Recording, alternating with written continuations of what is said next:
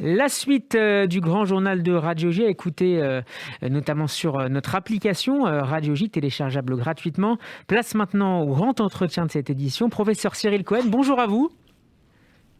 Bonjour Steve, bonjour. Et merci d'avoir accepté notre invitation cet après-midi. Vous êtes directeur du laboratoire d'immunothérapie de l'université de Bar-Ilan en Israël. Professeur Cohen, vous nous rejoignez cet après-midi sur Radio J après avoir reçu ce matin la deuxième injection du vaccin contre le coronavirus. Alors ma première question va être toute simple. Comment allez-vous, professeur Cohen ? Écoutez, je vais très bien, tout va bien. Je n'ai rien à dire, même après la première dose, je n'ai pas eu de problème. Et pour ceux qui se sont demandé si le professeur qui parle dans les médias se fait vacciner, ah oui, il se fait vacciner. Non seulement il se fait vacciner, mais il le fait lui-même, le vaccin. Voilà. Ah bon ? Donc ça, c'est juste. Alors, vous nous montrez, pour ceux voilà. qui nous écoutent et qui ne nous regardent pas sur YouTube, vous nous montrez votre téléphone portable où l'on vous voit vous faire vacciner donc ce matin de la deuxième dose du vaccin contre le coronavirus. Et moi-même poussé sur la seringue. Donc tout va bien. On sait que il y a quelquefois des effets indésirables. Justement, le ministère de la Santé a recensé un peu ces effets indésirables. On sait qu'à peu près 0,3% des effets indésirables ont nécessité, je dirais, une assistance médicale. On parle un peu de, je dirais, quelquefois d'allergie, paralysie faciale, fièvre, état fébrile. Mais ce que ça veut dire, c'est que 99% des gens vont bien, quoi. Même si le deuxième jour, quelquefois, on peut avoir un peu, je dirais, des symptômes comme un peu de la grippe, mais ça passe très vite, quoi. C'est du moins l'expérience que j'entends de partout. 99% des gens qui se font vacciner vont bien. C'est un message important à faire passer à ceux qui nous écoutent et à celles qui nous écoutent aujourd'hui, qui ne sont pas, notamment en France évidemment, et principalement en France, et qui ne sont pas fait encore vacciner, et qui ont peut-être parfois des interrogations sur les conséquences à très court terme de cette vaccination. Ça se passe très bien. Et il n'y a pas de doute à avoir ou de peur à avoir après s'être fait vacciner contre la Covid-19. Écoutez, on a toujours le droit d'hésiter, on a toujours le droit d'avoir peur, c'est normal. Et moi, je vous parle de faits. Une fois de plus, nous n'avons pas vu, une fois de plus, en Israël, plus de 3,5 millions de personnes ont déjà reçu une dose. On a distribué, si vous voulez, en Israël, presque 6 millions de doses de vaccins.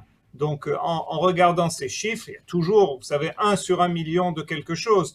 Mais l'écrasante majorité va bien. Du moins, c'est ce que j'entends. Professeur Cyril Cohen, quel premier bilan tirez-vous de ce plan de vaccination gigantesque de l'État d'Israël, dont le monde entier finalement vante les mérites ces dernières semaines, en se demandant quelle est la particularité de ce modèle ? Alors, vous êtes en première ligne, j'allais dire, dans ce combat. Vous l'étudiez évidemment tous les jours et vous y participez. Comment Israël a-t-il réussi à mettre en place ce modèle israélien de vaccination ? Eh bien, écoutez, c'est un modèle qui est, je dirais, qui a 3 piliers. Le premier pilier, je vous le dirai sincèrement, c'est le pilier justement des doses, chose qu'on s'est pris à l'avance au mois de juin. Déjà, on avait commencé nos négociations avec les différentes compagnies, avec AstraZeneca, Moderna et Pfizer. Aujourd'hui, il y a essentiellement que Pfizer en Israël, je tiens à le dire. Donc ça, c'était la première chose. Pourquoi, professeur Cohen, pourquoi seulement Pfizer ? Eh ben parce que c'est eux qui nous ont livré. On a reçu quelques doses de Moderna et puis AstraZeneca, nous n'avons pas eu de doses. Donc, si on les a pas, vous les avez. Donc, on en est là aujourd'hui. Exactement. Donc ça, c'est la première chose. La deuxième chose, je crois que c'est la logistique. Une logistique impeccable. Vous savez, organiser cela dans un pays comme Israël, qui est un pays moderne, peut-être certaines personnes auraient dit oui, c'est très simple. On voit d'autres pays modernes où cette logistique ne marche pas. En fait, d'un côté, il y a eu la réception de ces doses et donc, vous savez, tout ce qui est réfrigérateur, stockage de ces vaccins. Exactement, où on stocke ces vaccins et puis après, on les distribue dans tout Israël. Et en parallèle, je dirais vraiment, vraiment, vraiment, l'énorme effort des Kupot Cholim, c'est-à-dire des caisses de maladies en Israël. Nous sommes tous immatriculés sur 4 différentes caisses de maladies et tout est numérisé. Et donc, en fait, ils ont mis en place un système d'un côté de 400 centres de vaccination de par Israël et de l'autre côté, avec votre téléphone portable, avec votre ordinateur, vous pouvez prendre rendez-vous. Et si vous n'en avez pas, la Coupat Cholim, la caisse de maladie, vous appelle pour prendre rendez-vous et pour vous aider. Ce matin, juste que vous sachiez, mon téléphone qui a sonné pour me dire justement, pour me rappeler que j'avais ma dose. Chez mon voisin, je discutais avec lui, son téléphone a sonné pour lui dire, écoutez, vous, pour telle et telle personne, vous n'avez pas encore pris de rendez-vous. On va vous aider. Et on lit justement à ce propos, professeur Cohen, on lit beaucoup de choses, évidemment, de reportages et d'enquêtes sur ce modèle israélien. Et sur ce deuxième point, la place que jouent les Coupot Cholim dans ce dispositif, on dit que dans la mesure où elles sont finalement concurrentes les unes par rapport aux autres, elles proposent énormément de services à leurs bénéficiaires, et notamment en termes de gestion de la data, de la fameuse richesse des données, et qui permettent à Israël précisément face au coronavirus d'avoir finalement un train d'avance grâce à cette gestion des données et de la mise en place de la logistique performante. Bien sûr, je suis entièrement d'accord, je l'avais même dit. À une époque, là, on avait la compétition non seulement entre les Coupot Cholim, entre les caisses maladies, mais aussi avec les hôpitaux qui vaccinaient. Donc, la compétition, le capitalisme vaccinal, ça fait du bien, je tiens à vous dire. Et donc, on en est arrivé en fait à une situation où, en fait, aujourd'hui, 50% de la population adulte qui peut être vaccinée a été vaccinée en Israël, d'accord? C'est 40% de la population, plus ou moins, 40% de la population totale. Donc, le troisième pilier, c'est la volonté du peuple. C'est-à-dire que, et je crois la participation aussi des hommes politiques et surtout des médias. Les médias aussi sont très actifs pour promouvoir la vaccination et surtout pour expliquer les bénéfices. Et il faut, une fois de plus, il faut le dire, la vaccination n'est pas obligatoire en Israël. Chacun a le droit de décider s'il veut la faire ou pas, mais il faut de bonnes informations et pas de la propagande qui tue. Moi, je respecte chacun, mais d'un autre côté, on voit des propagandes qui se répandent un peu comme partout. Je participe moi-même, quelquefois, on m'invite dans des émissions à la radio pour répondre à des questions, pour aider les gens à comprendre. Au bout du compte, leur décision est personnelle. Est-ce que finalement, on entend un peu moins ceux qui sont opposés à la vaccination, sans parfois argumenter de manière scientifique? Est-ce qu'on les entend? On les entend pas mal en France, malgré qu'ils ne représentent pas forcément une partie importante de la population ou de la vie scientifique. Est-ce qu'on les entend également beaucoup en Israël? Non, on les entend pas trop, mais il y en a. Le gros problème, c'est que quelquefois, ce sont vraiment des chefs, je dirais, de communauté, quelquefois des rabbins. Qui disent des choses qui ne sont pas fondées et qui influencent beaucoup leurs croyants et les gens de leur communauté. Ça, c'est un problème.